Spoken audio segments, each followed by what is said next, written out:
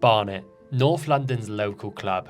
Established in 1888, the Bees are a lower league stalwart, having won the National League a record 3 times. For many years, Barnet called Underhill their home. A tight ground with a sloping pitch, the Bees spent over 100 years in the Chipping Barnet venue. But in 2013, Barnet moved out. Not just of the stadium, but the borough of Barnet entirely, moving to a new site in Edgware.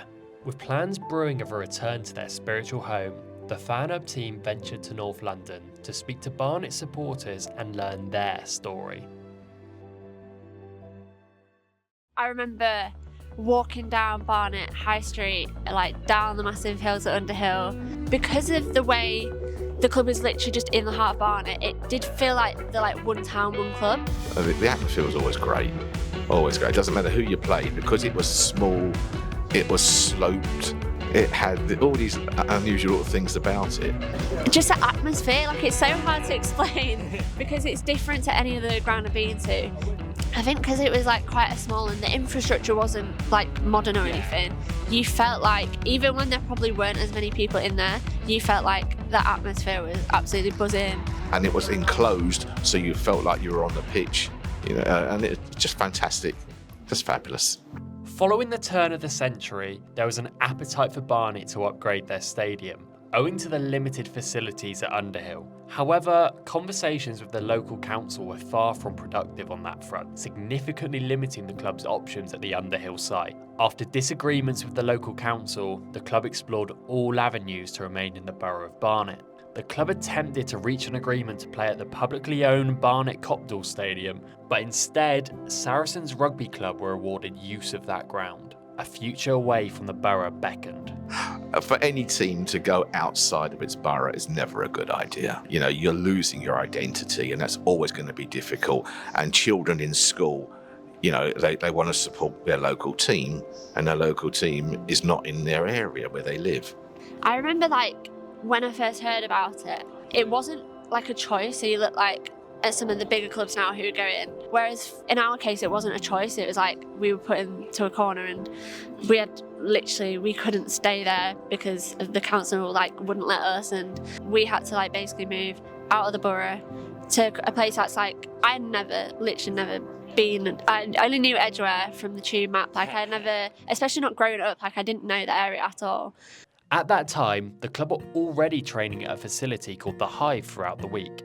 The site included a partially built football stadium, which had been initially intended for Wealdstone FC, but financial issues with the constructors left that stadium unfinished. By 2013, Barnet had finished the construction of the Hive Stadium and moved into their new home, waving goodbye to Underhill and the borough of Barnet entirely.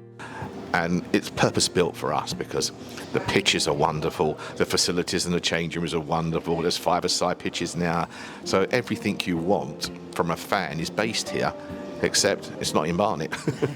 So I've probably been more of a regular fan here than I was at Underhill, but even then, it's not the same. And I think you've always felt we've lost fans from the move. It doesn't feel like this is an area associated with Barnet FC.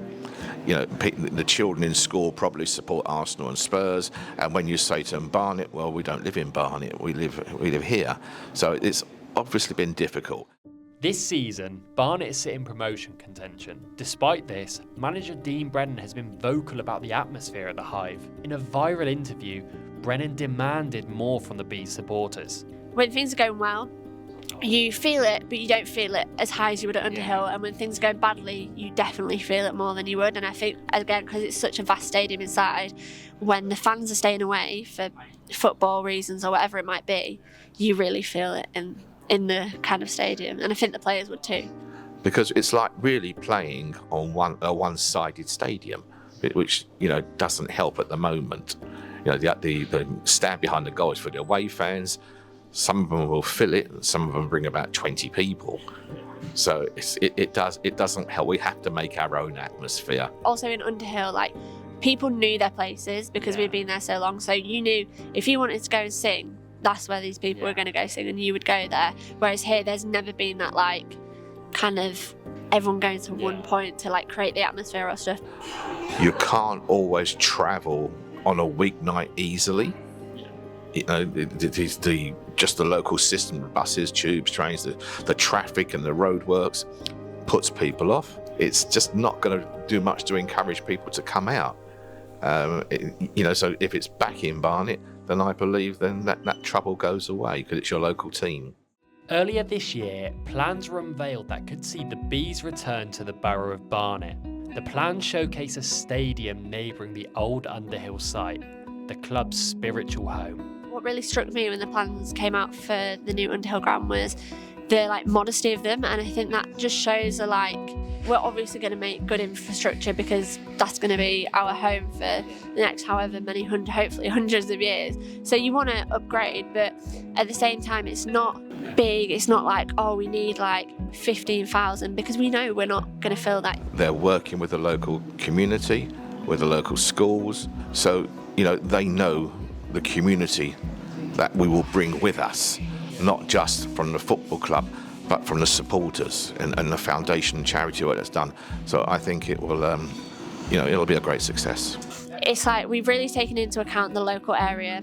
I feel like the plans really translate that we're here to serve the fans, we're here to be a great new ground and a great place for the team to thrive, but also look at how much we've got here as well that will help the community. It's not just about us, and it does come back to that thing of it's about everyone in Barnet and benefiting and helping everyone. The plans don't come without controversy. Like their initial time in the borough, the local council provide a significant obstacle to overcome. Plans currently place the stadium on a greenbelt area of land and neighbour a school which was built on the old Underhill site. A compromise will need to be found for the plans to be approved.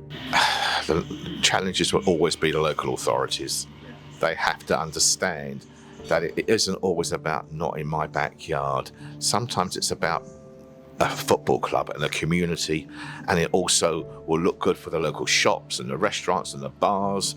You're looking at, and if we go up, there'll be more people want to visit the area, so local little hotels will do well. The knock-on effect going back to Barnet will be amazing for everybody. So yeah, I would say the biggest hurdle is just getting that council approval. I think it's just that thing of showing that whilst we are here, as I say, for football purposes, that we've taken into account everyone in the area and how we can really be a benefit for the whole town of Barnet.